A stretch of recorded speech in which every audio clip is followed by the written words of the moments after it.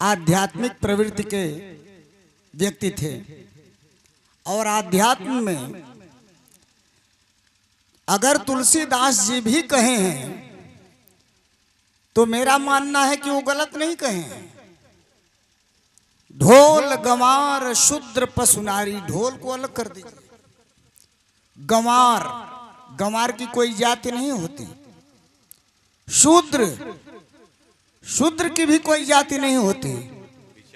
कर्म से, कर्म से ही शूद्र कहा गया है।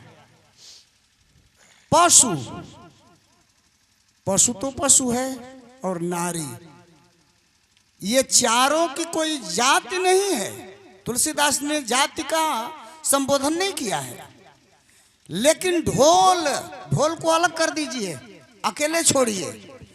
इसको छोड़ करके गंवार, शूद्र, पशु और नारी। तुलसीदास जी ने कहा है कि ढोलक की तरह इन चारों को ताड़िए। ताड़ना का अर्थ समझना भी होता है। ताड़ना का शाब्दिक अर्थ समझना होता है। तो ढोलक की तरह इन चारों को समझिए। ढोलक को कैसे समझेंगे? ठोकेंगे तभी न समझ में आएगा कि अच्छी बज रही है कि बुरी बज रही है। गंवार जाति नहीं, आदमी चालाक है, विद्वान है या कि गंवार है। उससे दो शब्द जब बात करेंगे तो उसकी भाषा, उसकी बात से समझ में आएगा कि ये गंवार है। शूद्र बहुत बड़ा आदमी हो, बहुत विद्वान आदमी हो, प्रकांड विद्वान हो, उसकी विद्वता में कहीं कमी नहीं है, लेकिन उसका कर्म अगर नीच है तो वह शूद्र है।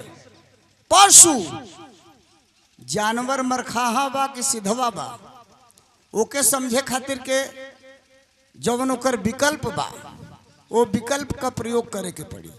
नारी, नारी की भी कोई जाति उन्होंने नहीं लिखा है। नारी चरित्रवान है। अब आ गई शूर्पणखा की बात।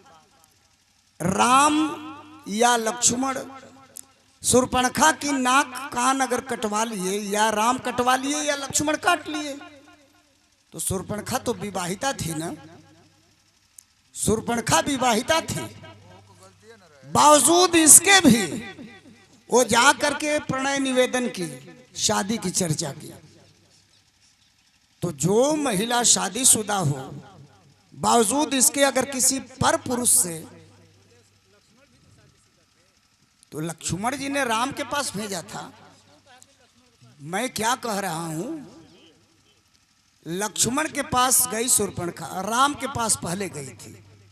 राम ने कह दिया, वो टाल दिया कि लक्ष्मण के पास जाओ, इसलिए कि राम की सीता राम के साथ थी। उनकी भावना हो सकती थी कि मेरी पत्नी मेरे साथ है।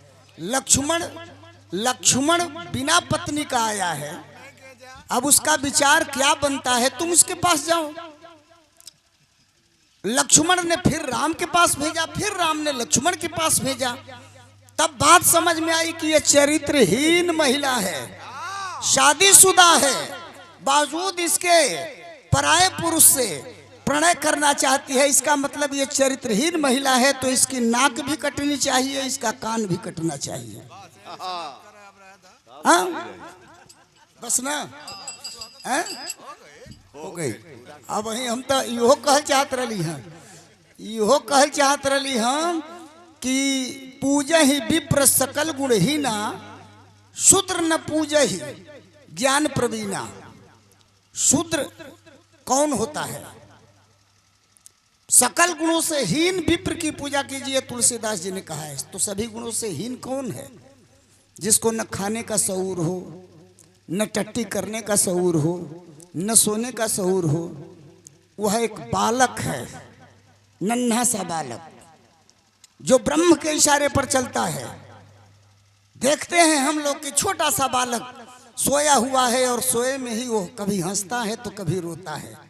उसको तो कुछ भी ज्ञान नहीं है, आखिर किसके इशारे पर वो हंसता है, किसके इशारे पर?